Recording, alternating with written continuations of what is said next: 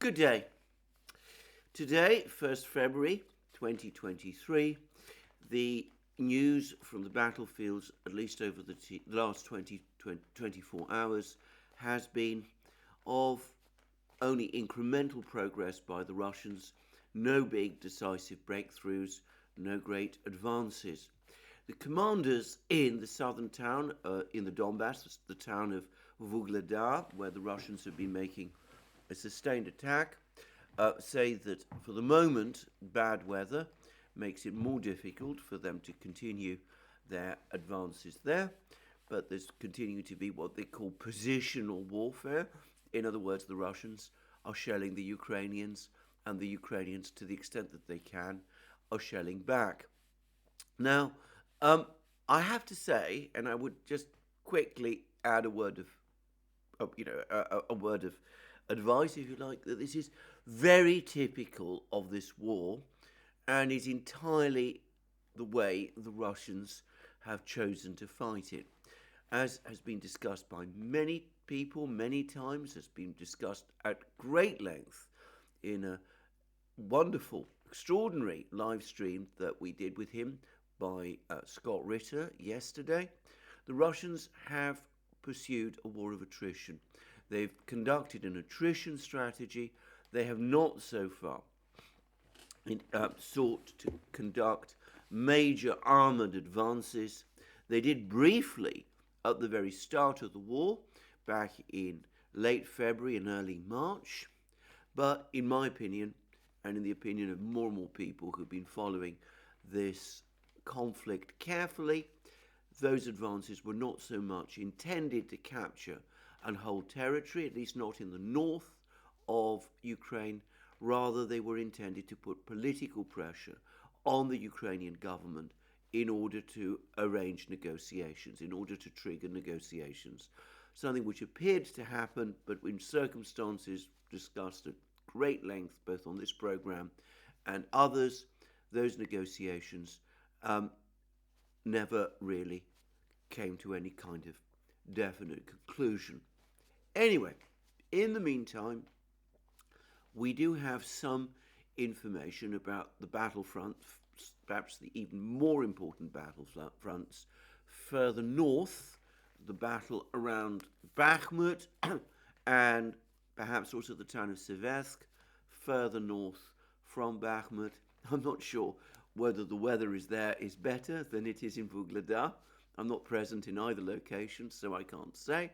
But here it still seems as if the Russians are inching forward in the way that they usually do.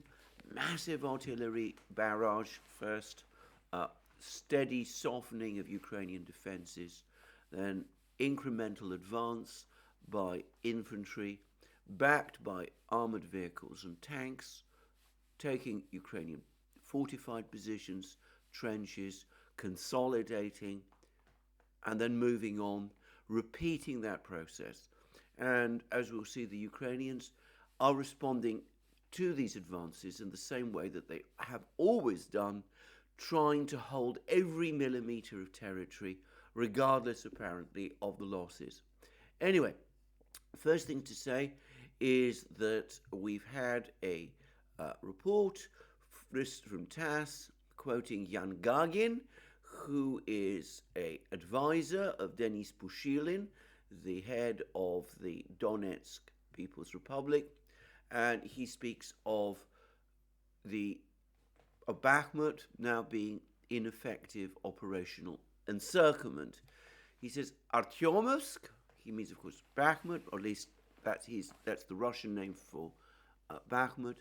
Artyomovsk is currently in an operational encirclement, and our forces are closing in on the city.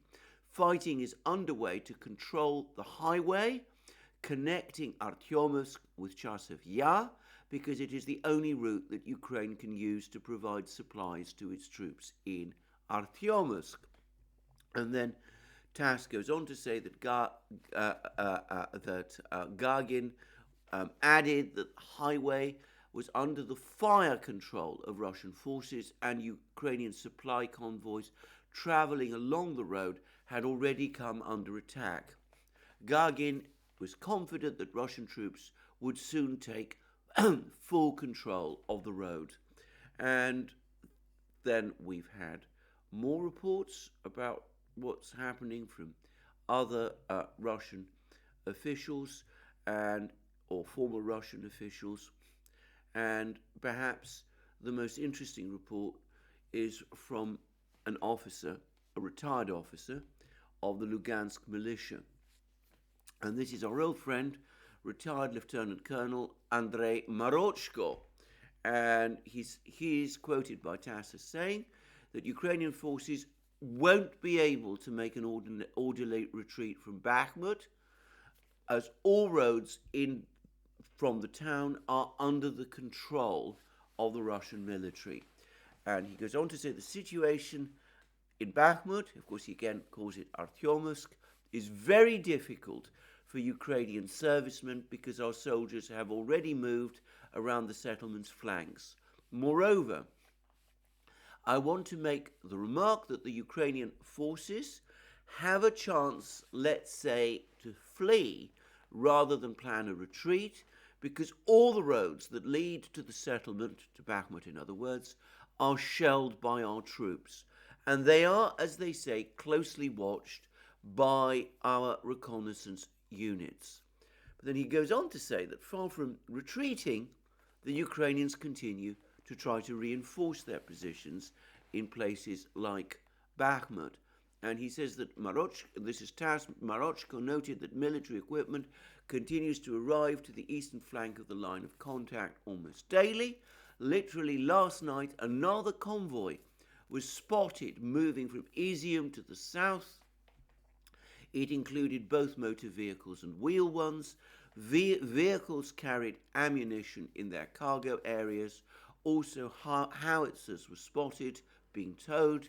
They were most likely old Soviet ones, but that's not certain because they were covered.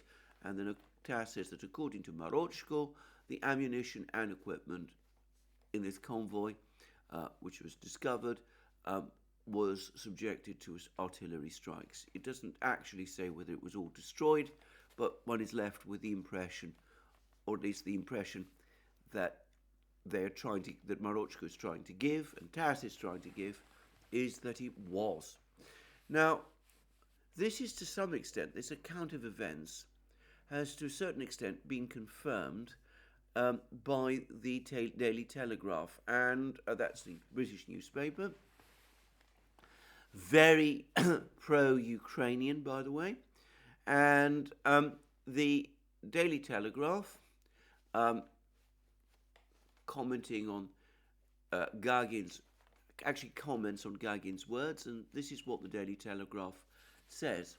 Russia has claimed their forces are encircling Bakhmut and are battling to take control of the highway that connects the city to the nearby town of Chasiv Yar.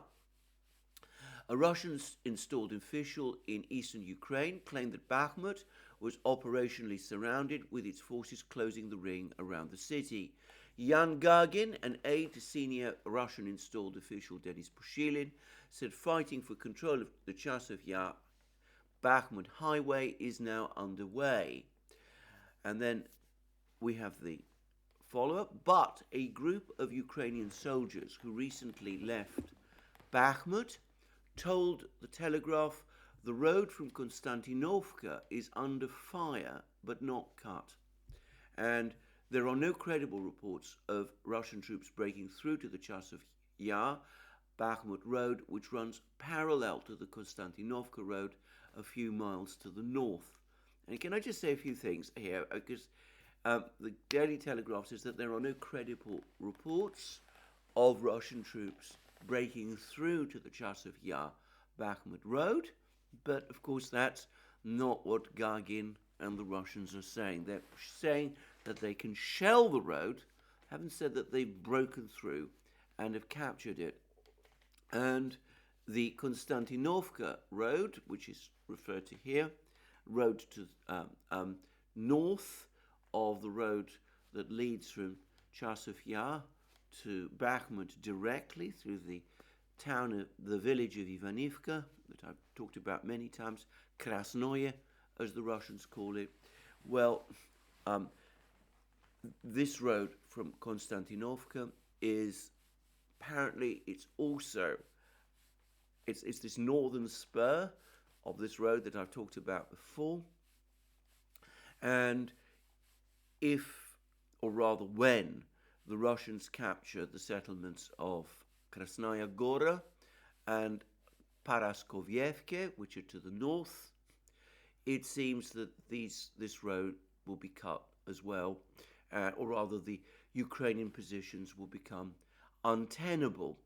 And in the meantime, we already see the Ukrainians themselves admitting that this road is actually being shelled by the Russian forces. So here we have a rare report from the Daily Telegraph, from the British media, which actually corroborates Russian accounts of the state of the battle, that the Russians are shelling the road from Konstantinovka, appear to be close to cutting the road from Chasov Yar directly to Bakhmut through Ivanovka, even though, of course, the way the Daily Telegraph presents it, it tries to give the opposite impression. I understand that the Daily Telegraph has a journalist in the area, probably Roland Oliphant, whose account of events I read a few days ago. And it's interesting that when a Western reporter does get close to the battle lines, the reporting that you see in the media in the West, or at least in this particular Western news outlet, starts to become more accurate. Most reporting or purported reporting of the war that I've seen in the Western media strikes me as having been made from far behind the front lines and without very much understanding of what's actually going on in any particular part of the battlefields. And I will say that I've noticed that Ukraine, or the Ukrainian High Command, continues, for example, to give the impression that places like Koryumivka and Kleshayevka, two settlements near Bakhmut, which I'm confident that the Russians captured weeks ago, that they are still being contested in some way and that fighting continues to go there and that Ukraine has some kind of a presence there. And we saw that Ukraine has made similar claims about Pavlivka, a village near Vuhledar, which the Russians captured before the new year. I'm not saying that all reports from the Ukrainian side are wrong, but they do get it wrong more often than one would like. And of course, the standout example is the long pretense that Ukraine engaged in, that Soledar was still under Ukrainian control, when in fact it had been captured by the Russians 2 weeks before the Ukrainians admitted that it had fallen. And I will say this, that the way in which the Western media continues to take all its reports from a Ukrainian side, which for its own reasons, perhaps good reasons, perhaps not so good reasons, often spins events on the battlefield very much in its favor, which is fine and understandable. It is a war, but then sometimes goes out of its way to make claims that are demonstrably not true, does still surprise me. I've been following and tracking this conflict now ever since it started in February, just as I remember once long ago, back in 2014 and 2015, following very closely the events that were taking place in the conflict area then, in the fighting in 2014 and 2015. And the clear view that I gained back in 2014, 2015, was that Russian reports, or reports from Russian sources, tended to be significantly more reliable than Ukrainian reports. And I'm afraid the same is true this time in this conflict. At least, and here perhaps I should make this important caveat, official Ukrainian sources. There are unofficial Ukrainian sources that I find highly reliable and who provide, by the way, some of the best reporting, war reporting I've ever seen, alongside that which one gets from the Russians. Anyway, enough of that. So, Russian, apparently all the indications are they're coming close now to cutting these two roads, these two remaining roads into Bakhmut. The important one, the one that goes through Ivanivka from Chasov Yar, the one further north, the spur that goes further north, which, by the way, as I understand it, also joins up with Chasov Yar. So Chasov Yar is this sort of hub here, and we got that report in the Telegraph 2 days ago that Chasov Yar is itself now being threatened. Anyway, that the Russians are very close to cutting both roads, and they're able to shell both roads, and that's complicating Ukrainian supplies, and that it's very difficult for the Ukrainians to keep supplies of men and machines and ammunition and fuel and presumably food moving backwards and forwards to their troops in Bakhmut. And we see now corroboration of this from both sides in the fighting. And we've also, by the way, seen that official from the militia, the former Lugansk militia, coming forward and saying that Ukraine's opportunity to conduct an orderly withdrawal from Bakhmut has now been lost, with the Russians able to shell all the roads. If the Ukrainian force inside Bakhmut were to be withdrawn now, there would be heavy losses. It would suffer very heavy losses, and it might not be able to retreat in intact formations, and certainly it would have to leave its equipment behind. And of course, this did happen once before. It happened back in the summer, when again the Ukrainians kept their troops in Lysychansk for too long.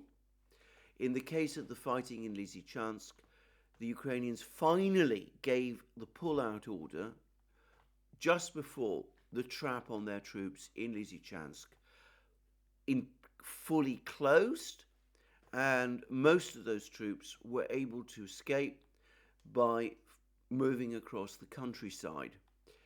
I'm not convinced, by the way, that such an operation would be straightforward, as easy to carry out. Well, of course, easy is a relative word. I'm not suggesting the pull-out from Lysychansk was at all easy.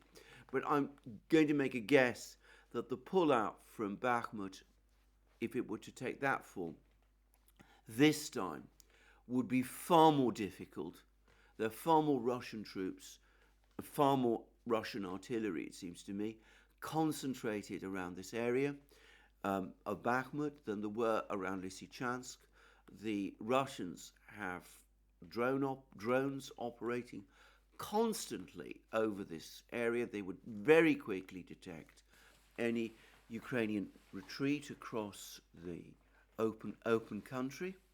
And of course, I gather the landscape is different, and we are in winter with all the problems that a retreat across the winter mud, the winter snow, would also involve. So it might not be as easy this time for the Ukrainians to pull their troops back from Bakhmut across the open country in the way that they did when they pulled out of Lysychansk way back in the summer.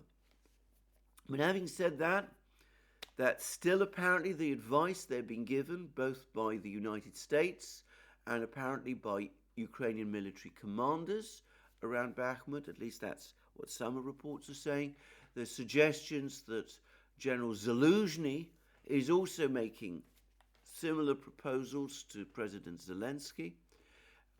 President Zelensky supposedly is deaf to all counsel on this. He continues to insist that Bakhmut must be held, disastrous though that is. And this all the more extraordinary given how hard, how terrible the fighting is, and the fighting, the terrible toll this has taken on Ukrainian troops. And yesterday, TASS unusually quoted a Ukrainian officer. Now, I have to be careful here because this is the official Russian news agency quoting a Ukrainian officer serving in a Ukrainian nationalist battalion. So, bear in mind that these are two implacable enemies, the officials running the Russian news agency TASS and a Ukrainian officer of presumably strongly anti-Russian views. Anyway, so, it may be that this comment has been filtered. But for what it's worth, I think it's true. And TASS claims that they took these comments of this officer, Vladimir Nazarenko, who is identified as the deputy commander of the Svoboda Battalion of Ukraine's National Guard. TASS claims that they took these comments from an interview that Nazarenko gave to the Ukrainian UNN news agency. I'm sure that exists, by the way. I haven't been able to find it in the short time I have available prior to the making of these videos. If you want to check out and find the original of this interview, if it exists in English, then please do. But anyway, this is what TASS says that Nazarenko said to UNN. For 5 or 6 months, the Bakhmut area has been a real hell. Attacks are continuing non-stop. The weather is changing, which, by the way, greatly affects the combat effectiveness, morale, and everyday field conditions of each serviceman. So, it's a real hell fighting in Bakhmut. You can exercise your skepticism, if you like, because this is from TASS. I believe it's true, and besides, it's exactly what so many others have said about the fighting in this area. Now, literally, in the course of this video, as I was making this video, I saw that a very senior official of the Ukrainian government, or at least a senior Ukrainian politician, has come out and said that Defense Minister Reznikov, Ukraine's defense minister, who's been in charge of the Ukrainian defense ministry right through the course of this conflict, and who I believe is a friend, a personal friend of President Zelensky's, that he's on the verge of being sacked as part of this ongoing purge that is taking place in Ukraine. There's been rumors that he might be for some time, and that he's been implicated in some way in a kind of corruption scandal. And there's also now, well, they're not reports, there's actual pictures that the house, the residence of the formerly powerful Ukrainian oligarch Igor Kolomoisky has now been raided by the Ukrainian security forces, the police and security forces, as part of, presumably, again, this ongoing purge. And it seems that there are plans, or some kind of plans, to bring some kind of fraud allegations, some kind of fraud claim against Kolomoisky. Now, about a week ago, when details of this purge in Kiev began to circulate, I speculated that it might all be connected in some way with an attempt by the United States to push aside people within the Ukrainian political system who might be resisting negotiations, that the United States has now decided to push for new negotiations between the Ukrainians and the Russians, and that this is partly what this purge was all about. I've changed my view about this. there's been a lot of rumours about what the purpose of this purge is. Like most people who follow Ukrainian matters, I'm deeply sceptical about the whole idea that it has anything to do with corruption. I think, contrary to what some others think, that this purge is a gradual isolation of President Zelensky himself. In other words, the people who are being targeted and who are being removed from their positions, one way or the other, there's still suggestions, allegations, I want to stress they're only allegations, or rumours if you like, that the Ukrainian Interior Minister, who was shot down in that helicopter about 10 days ago, that he was actually assassinated, and that might have been connected with this purge in some ways, and the sacking of Zelensky's spin doctor, Alexei Arestovich. My impression is that this purge is intended to clear out Zelensky's key supporters from within the Ukrainian power structure, and that this may be intended first to isolate Zelensky and then to replace him with somebody who is, shall we say, rather more stable and more conducive to advice from the United States. And I have to say that this latest news tends to reinforce that thinking for me, because Kolomoisky, the oligarch whose house has now been raided and searched as Ukraine is preparing to launch some kind of corruption investigation against him, Kolomoisky was widely believed, and almost certainly correctly believed, to be Zelensky's original sponsor, the person who wanted Zelensky, who arranged for Zelensky to enter politics. He was the person who built up Zelensky's reputation as an actor and star in Ukrainian comedy, and who sponsored Zelensky's presidential run. And Defense Minister Reznikov, to the extent that I know anything about him, I've always got the impression that he too was fairly close to Zelensky himself.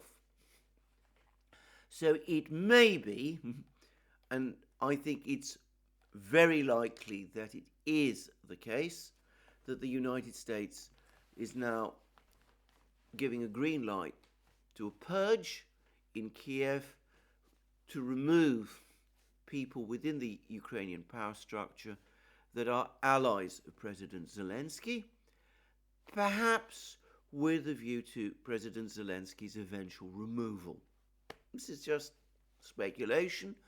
Admittedly, you can prefer to believe that it's all corruption related, but if you look at the kind of people who've been removed from their positions, they seem to me very much to be the sort of people who were aligned with Zelensky politically. Arestovich, definitely.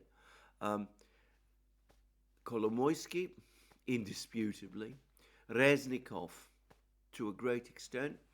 And again, I do wonder whether the, shall we say, accident that befell the Ukrainian Interior Minister was perhaps quite such an accident, and whether it made sure that one individual whose in the security system, who might have resisted moves against Zelensky and might have been loyal to Zelensky in advance of this purge, was put out of the way in some way.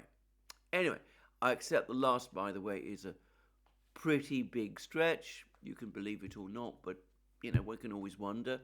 And this is the kind of channel where, occasionally from time to time, I do give myself the license to engage in that kind of speculation. And when I do, by the way, I always make it clear that speculation is what it is. Anyway, that's where we stand with all of this. We'll see whether Reznikov is indeed dismissed. There are these rumours. He's clearly under pressure. I would have thought that Zelensky would want to cling on to him, but it may be that he won't be able to. And I'm going to suggest that perhaps another reason why Ukraine has been clinging on to places like Bakhmut with such stubbornness is because this whole issue of whether to retreat or to hold positions is becoming a point of argument inside this Ukrainian power struggle. In other words, that some people are criticizing Zelensky for his refusal to countenance withdrawals, and that is making Zelensky even more determined to refuse to countenance withdrawals, because if he were to countenance withdrawals, that would be taken within the power structure as proof that his power was slipping. Anyway, that's also, by the way, speculation, but this whole business of trying to hold on to places like Bakhmut through thick and thin does, it seems to me, beg some questions, especially given that we now know that the United States opposes it. Anyway, we've also had other reports about things going on, and it's also been confirmed that it isn't just in Bakhmut that the Russians are pressing forward with their advances. Another Russian, this time Vitaly Kiselyov, who we are told is a political military expert, a colonel of the Lugansk militia, a retired colonel, I believe, of the Lugansk militia, has also described the situation further north from Bakhmut around Siversk. He says that our units are making some advances towards Siversk, but are not moving rapidly in that area. There is some advance there, but it is minimal, as the basic objective is Artyomovsk, in other words, Bakhmut. So the Russians are concentrating their forces on capturing Bakhmut, perhaps encircling the Ukrainian troops there, not just in Bakhmut itself, but nearby. And that's the main battle, and the Russians don't want to fritter away their resources by diverting troops to a secondary front like the one in Siversk, though it's acknowledged by all parties that Siversk is basically now untenable, that sooner or later Ukraine will have to withdraw from it. So that's one thing that we've heard, and we've also been told by Mr. Kiselyov that the Ukrainians continue to launch occasional sporadic attacks along the Svatovo-Kremenaya area, and he says our military, he means the Russian military, stationed near Svatovo and Kremenaya, have to repel about 5 or 6 attacks of small mobile groups every day. He says that Ukrainian troops suffer colossal losses during their regular attacks, and that our defenses, which is to say the Russian defenses, are good in this area. And by the way, what Kiselyov is describing here is exactly what has been the pattern of Ukrainian offensives throughout the course of the war. I've said how the Russians don't launch huge tank advances across the countryside. They don't try and advance in massive armored columns. That style of war is no longer followed by the Russians. The way the Russians advance is very incrementally and methodically behind a wall of artillery strikes. Then it's the infantry goes in, supported by the tanks. The territory is then captured, and then the artillery is brought forward, and the pattern repeats itself until Ukrainian resistance, the Ukrainian defense lines are finally, once and for all, broken. Well, the Ukrainian style of attack has been quite different. The Ukrainians tried to infiltrate small groups of light infantry, sometimes in light vehicles, behind the Russian lines. If they discover a gap or a weakness, then they try to filter more of their troops through those gaps, and that then enables them to establish themselves behind the Russian front lines, and that can cause those front lines to be destabilized. And when that happens, the Russians have repeatedly shown a willingness to withdraw rather than to let their troops become encircled. Now, that tactic worked well, or at least fairly well, in the Kharkov offensive, where the Russians were stretched extremely thin and there were plenty of gaps that the Ukrainians could infiltrate through. But even there, when these small groups of Ukrainian troops were identified by the Russians, well, the Ukrainians could suffer very severe losses. And it's widely acknowledged that though the Kharkov counteroffensive was successful, Ukraine did lose lots of its soldiers conducting it. Ukraine tried to do the same thing over the course of the Kherson counteroffensive. There it was less successful because the Russian lines were thicker, but of course the Russians did eventually pull back from Kherson. In Svatovo-Kremenaya, where the Russian lines are very much thicker, orders of magnitude thicker than they were in Kherson region, and where the Russians have built these enormous, elaborate fortifications, and by the way, continue to do so, it's clear that this tactic of the Ukrainians is no longer working. All it is doing is it's frittering away Ukrainian troops, Ukrainian soldiers. One suspects some of Ukraine's best soldiers in what are effectively penny packet attacks. I've discussed this before, weeks ago, in earlier videos. This is the pattern that was followed in Kherson region. The Ukrainians never broke through the Russian defense lines in Kherson region, but following these tactics, they suffered enormous losses. And we see the same pattern again in the Svatovo-Kremenaya area, where the Russians have very strong supply lines, very powerful fortifications, many more troops relative to the area than they did in Kherson region. And I can't imagine that this tactic will be successful there. So, just saying all of these things. So, that's the overall state of the battlefields. The Russians have not yet fully trapped Bakhmut, but I'm going to guess we're probably over the next couple of hours going to hear Yevgeny Prigozhin, the head of the Wagner group. He's going to come out and say that Bakhmut is not encircled, and that will be the signal that it is about to be. And it seems to me that we're getting very close to that point. We saw those reports from TASS. We can compare them with the reports in the Daily Telegraph. And we see that in the meantime, the purge, the political instability in Kiev itself continues.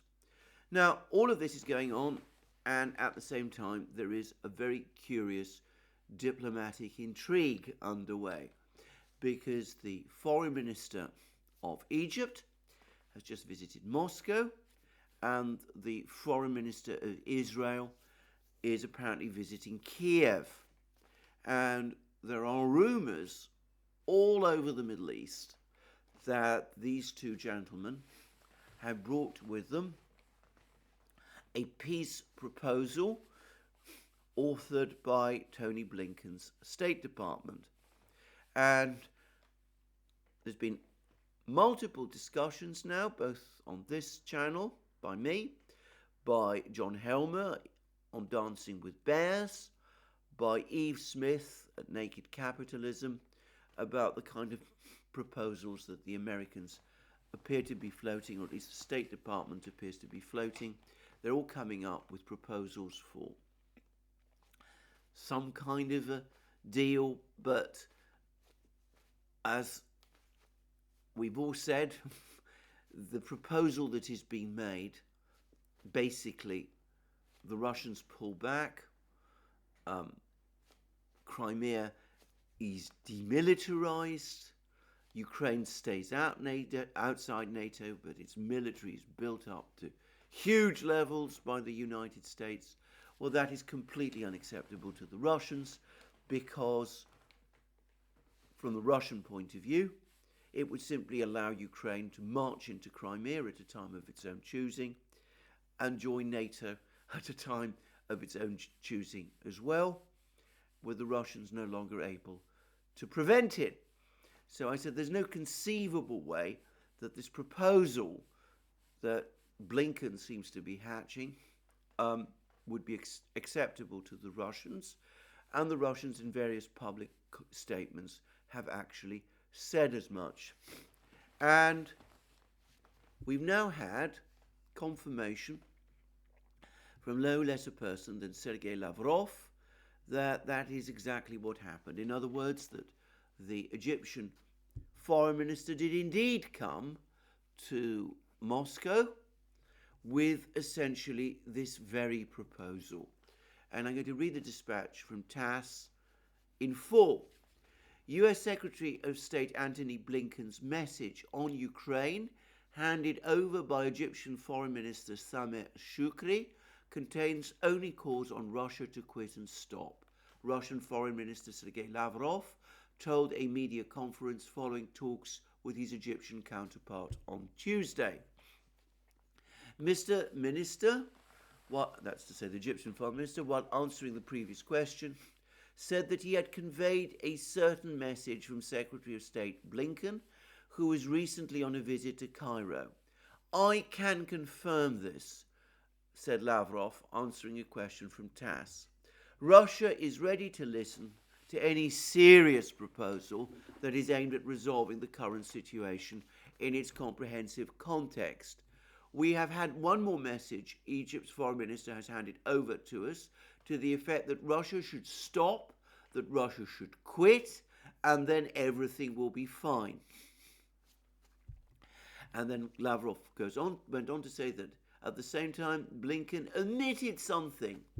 The other part of the message, showing the true interest of the United States and the West, was stated by NATO Secretary General Jens Stoltenberg when he was in the Republic of Korea yesterday. He said in one of his speeches that Russia must lose, must be defeated, and that the West cannot afford to let Ukraine lose, because in that case, he argued, the West will lose and the whole world will lose. Stoltenberg took the liberty of speaking not only on behalf of the North Atlantic Alliance, but also on behalf of all countries of the world, Lavrov being somewhat humorous there. Everything is quite clear. It's not about Ukraine at all. The Kiev regime, which has no independence, fulfills the will of the sovereign, the United States and the rest of the West, which Washington has subjugated, not permit any events in the international arena that would somehow call into question the US claims to hegemony in the modern world. So, in other words, easily translated this time, the Egyptian foreign minister brought this proposal, Sameh Shoukry brought this proposal with him from Blinken, the one we've talked about, Russian pullout, demilitarization of Crimea, Ukraine's armed forces to be built up by the United States to stratospheric levels, Ukraine to remain outside NATO. And Lavrov looked at it and promptly binned it, and binned it in using the most scathing language. Scathing language in diplomatic terms. It's not a proposal that will fly. The Russians are not interested in it. And We now come back to the question of why such a proposal was made at all, because I can't imagine that even Blinken seriously believes that the Russians would accept a proposal like this. And I think the answer is that the West is now definitely running out of options.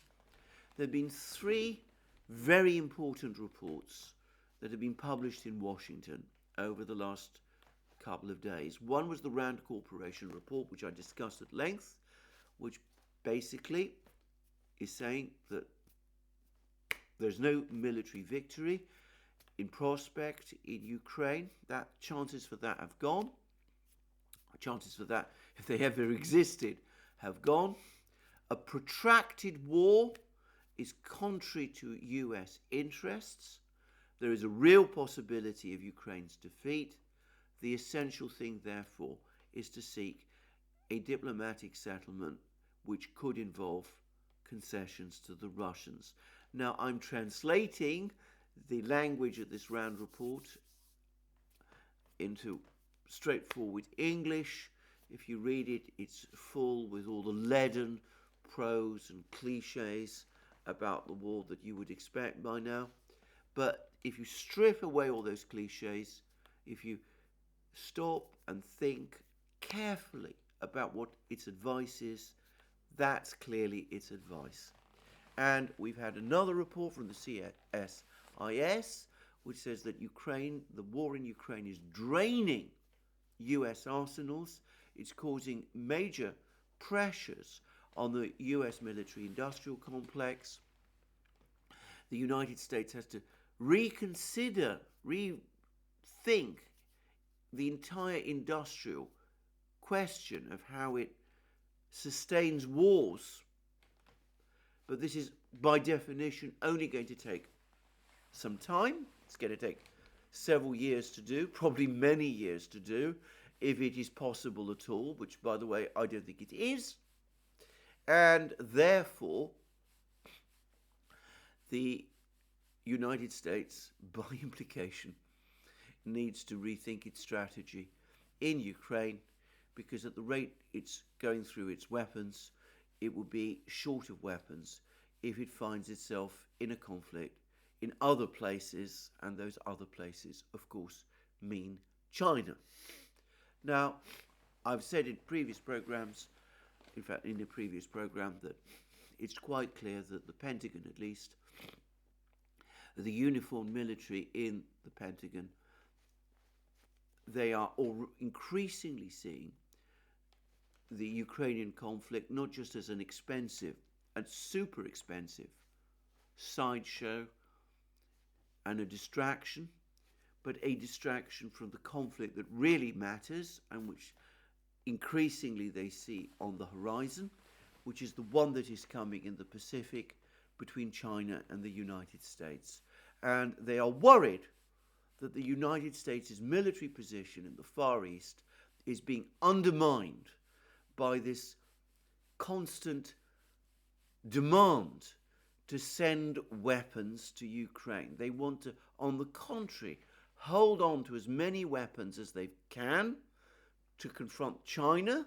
They don't want to fritter them away in some kind of conflict with the Russians, a proxy conflict with the Russians in Ukraine. And that's the CSIS report. And then there's been, perhaps in some respects, the single most important report of them all.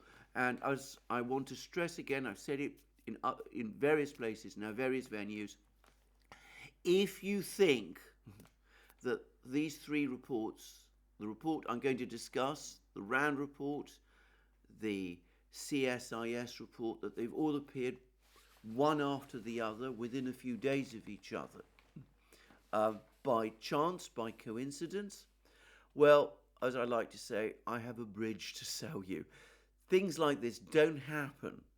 There's clearly now, at the heart of the US establishment, a concerted attempt to try to bring some kind of diplomatic route, some genuine diplomatic route, some focus and thinking on a diplomatic compromise with the Russians, that's now starting to come to the fore. And this report, this most important report of all, is the one from the International Monetary Fund.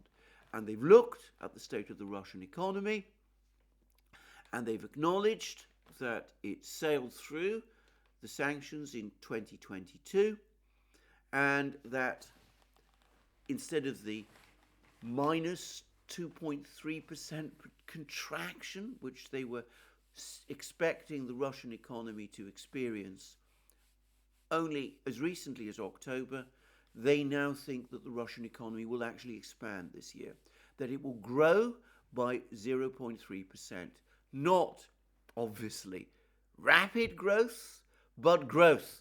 And this is, of course, totally contrary to the entire expectation at the time of the sanctions, when the sanctions were imposed back in February and March.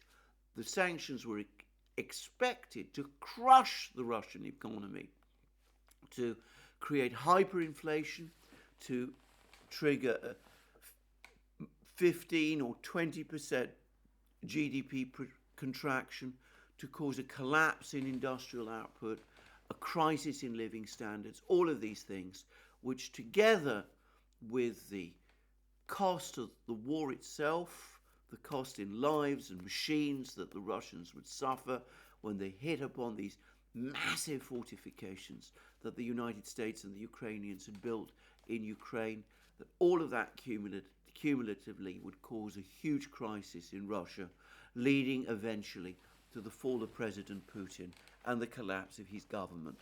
Well, that hasn't happened. The Russian economy has absorbed the sanctions blow. It is now set, according to the IMF, for expansion this year.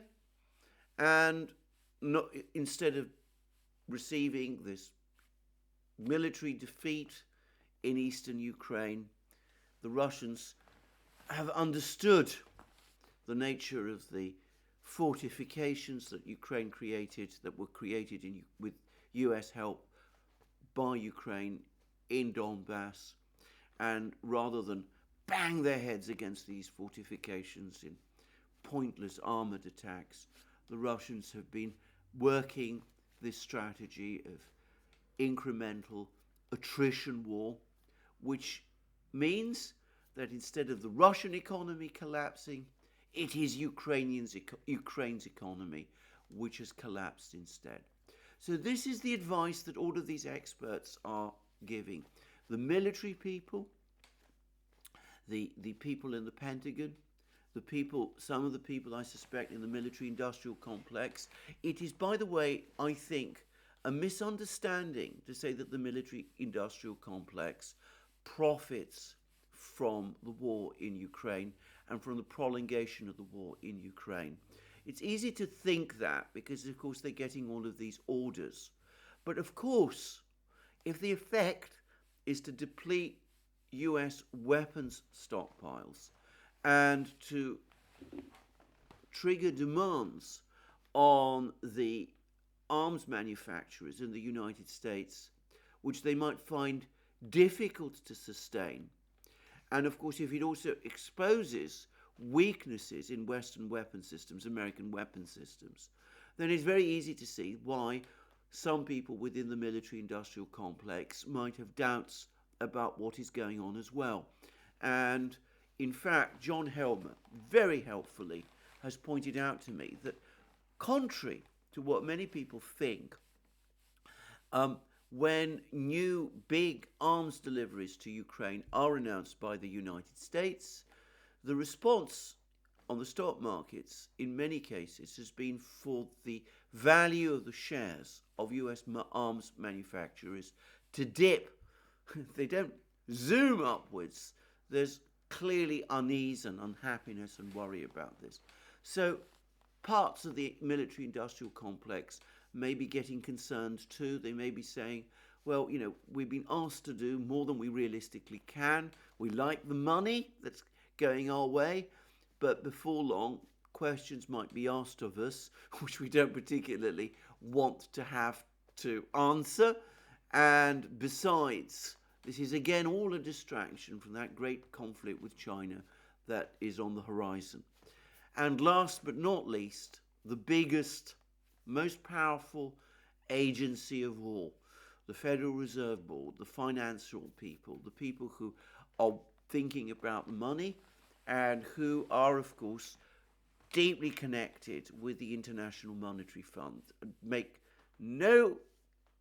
Have no doubt about this. The International Monetary Fund, international though it may purport to be, is essentially a part of the US-led financial system, where the dominant forces are the Federal Reserve Board and the big US banks and financial institutions, most of which continue, by the way, to be concentrated in New York. And they're worried because they were cut out of the discussions over the sanctions. The Federal Reserve Board did not want to disconnect Russian banks from SWIFT, for example. They weren't apparently consulted about the decision to freeze the assets of the Russian central bank.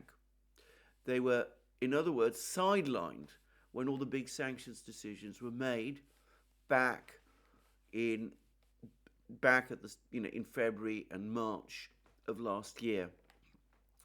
And they've seen things go wrong faster and worse than they could possibly have anticipated. They see increasing moves around the world to set up alternative currency systems.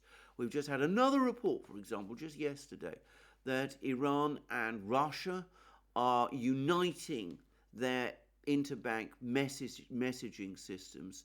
In other words, that Iran is joining Russia's interbank messaging system, which is becoming a part of the financial architecture, the international financial architecture, directly rivaling the US-dominated, though European-based, SWIFT system.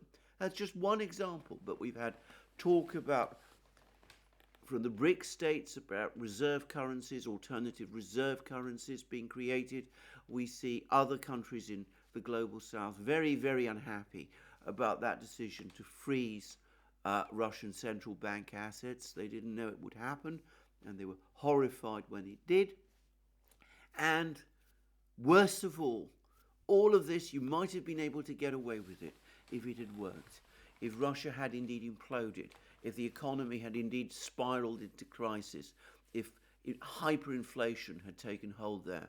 But the opposite has happened. There's been a revival. Industrial production is apparently now higher in Russia. I've seen some reports that suggest this, higher in Russia than it was a year ago. Imports have risen to apparently the same level that they were before the sanctions were imposed. And by the way, I think that is almost certainly, now we can say that with confidence, the explanation for that brief softening of the ruble that we saw back in December. The ruble has stabilized, by the way, since then. Russian oil exports remain strong. In fact, the very latest reports suggest that Russia is having no difficulty selling its oil at all. It's selling oil at about the same level that it did this time last year, and that the caps, the EU and G7 price caps on Russian oil and gas, are having little effect because other countries are ignoring them, that this vast shadow fleet of tankers that's now operating, and therefore there really is no prospect of a Russian economic implosion anytime soon. So all of these people, the military, some people in the military-industrial complex, the finance people, they're all now combining, and they're telling the White House and the State Department, this has got to stop. We've got to find a way out. We are on an escalator that is leading us up to a crisis. If we continue the way we're going, then we risk, on the one hand, nuclear war, which none of us would want. That's irrational. And in the alternative, we could face a debacle which will not only leave the Russians standing and us defeated, but which could cause us permanent reputational damage and leave us significantly weakened where it really matters, in our conflict with the Chinese. So this is what Blinken and co are up against. They, of course, do not want to row back on their conflict with Russia. They remain fixated with it. Their careers are probably now bound up with it. So that's why they float these proposals, which make really no sense at all, and which Lavrov has just dismissively binned. But of course, none of that really resolves the underlying problem. What do you do about this war that is going wrong in Ukraine? If you're not going to negotiate, what do you do? Well, I think that Brian Beletic has done what may be his finest program of all. And that's his most recent, in which he's gone through all of the various Western military deliveries to Ukraine. And by the way, the tank deliveries are looking ever rather less impressive, but almost by the day. So, for example, it turns out that the American tanks have to be rebuilt, have to be built anew. The production lines at the Lima tank plant are already filled with orders. The United States can only build a limited number of tanks a month. I think I said 25. Apparently it's only 15. That's what somebody told me. It could take more than a year before these tanks arrive in Ukraine. And the same is happening with the Leopard 2 tanks. Greece has now refused to provide its tanks. Turkey, of course, won't provide its tanks. Spain is only going to provide 6. It might provide more later, but of course the condition of these tanks is apparently very poor.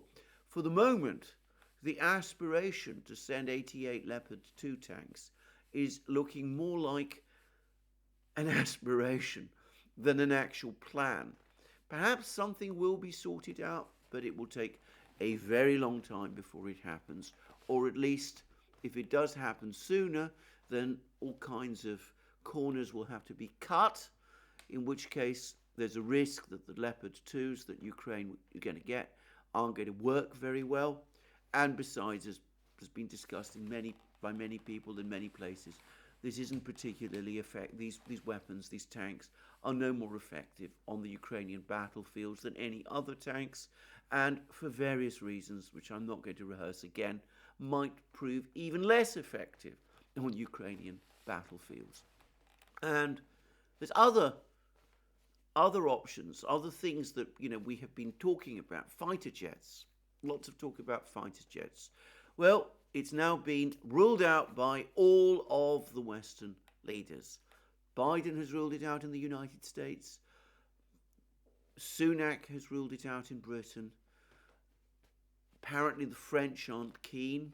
They say that, all options are on the table, but they won't do it if it weakens their own military position. Well, we know that it would, so they're not going to do it. And the Germans are hardening.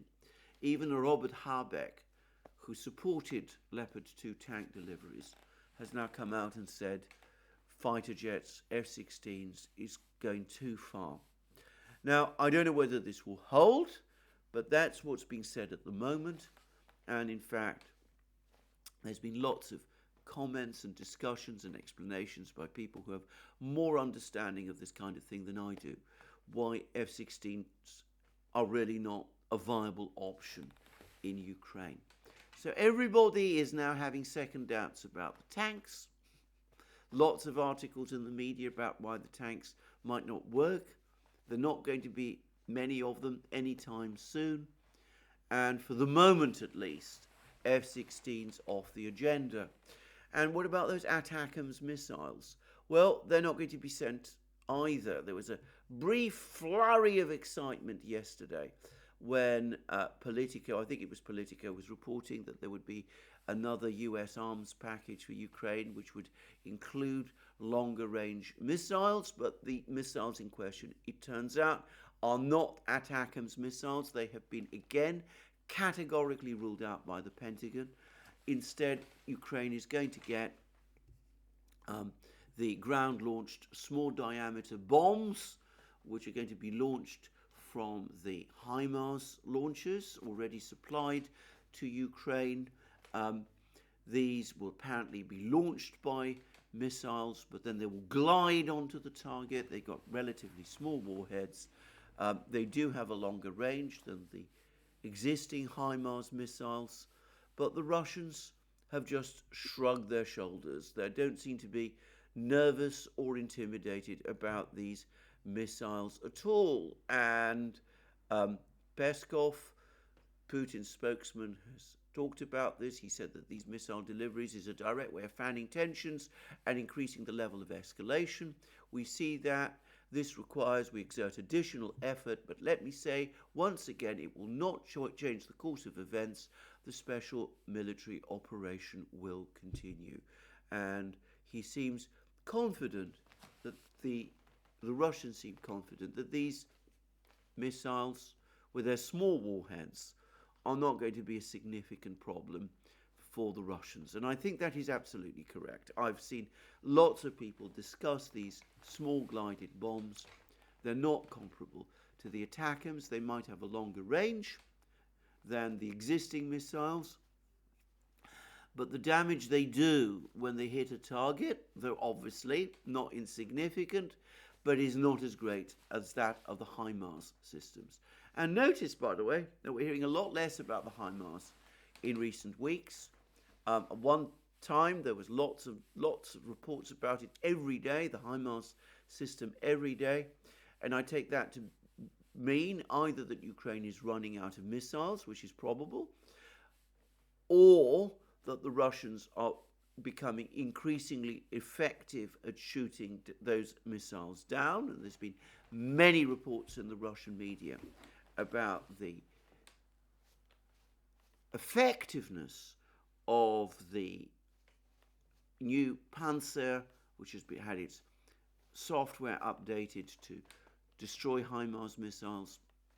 I suspect the truth is both. Ukraine has fewer missiles to launch. The Russians have better anti-missile defenses. So, lots of that going on, but it seems that Ukraine is not going to get the vast armoured fleet that it was hoping for or expecting, and which Reznikov, the Ukrainian defense minister, who it looks like is about to be sacked, that it seems he's not going to get all of the various things that he was seeking, at least not for the time being. And Brian Beletic at the New Atlas, his channel on YouTube, the New Atlas, you should certainly go there, one of the indispensable channels. He makes the point that these Western arms deliveries, they may have multiple purposes, but for the moment, what they look like most of all is an attempt to bluff the Russians. The US leadership, or to be more precise, the neocons, the White House, the people in the National Security Council, Tony Blinken, people like that, they can't give up on this venture.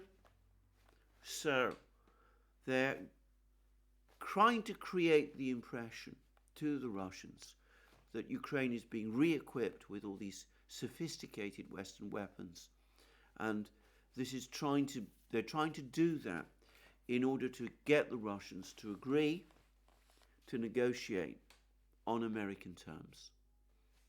And we see from Lavrov's response to Blinken's offer, was even an offer, that the Russians, predictably, are calling the bluff.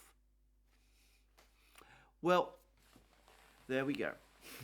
It's perhaps time to stop playing poker games, especially in a war when people are dying. I'm confident, by the way, that Brian Beletic is right in his assessment and that this is some kind of poker game that Blinken and company, Stoltenberg and the rest, think they're playing. It's time to stop playing these poker games. It's time, it's long overdue in effect, to recognize that this great cunning plan that the neocons launched in Ukraine, that it's run its course, it's failed, like all of these neocon plans always do, and to sit down and to talk peace. I suspect the major obstacle to doing that is not Blinken and Sullivan and people like him. I suspect it's the man in the White House, who I think is also now dangerously overinvested in this policy, and who, moreover, I think fundamentally shares the neocons' sentiments, because arguably he is one himself. But anyway, one way or another, I think that for the moment, the pressure to negotiate is on, and with Russian advances continuing in Donbass, that pressure will grow. By the way, over the course of this program, just a moment ago, just as I was winding up, I said earlier that I expected Prigozhin to come along and deny that Bakhmut was encircled, and that this would, following the previous pattern, the clearest possible indicator that it is almost, that it is very soon going to be. Well, sure enough, it seems that Prigozhin has come out and said exactly that. Bakhmut is not encircled yet. I'm sure that's true, but it's also the strongest sign that it soon will be. He's done that with Solidar, he did this with Kleshayevka, he's doing it again with Bakhmut. There it is. Thank you for joining me again today. More from me soon. And let me repeat again that you can find all our programs, all our various programs are on our various other platforms: Locals, Rumble, BitChute, ODYSEE, Rockfin, and Telegram. You can also find us. You can also support our work via Patreon and Subscribe Star. Links under this video. You should also check out our shop. Get yourself the great things that you will find there: our magic mugs, our hats, our hoodies, our t-shirts, our sweatshirts, and all those fine things. And last but not least, please, if you've liked this video, remember to press the like button and to check your subscription to this channel. Thank you for joining me again today. More from me soon, and have a very good day.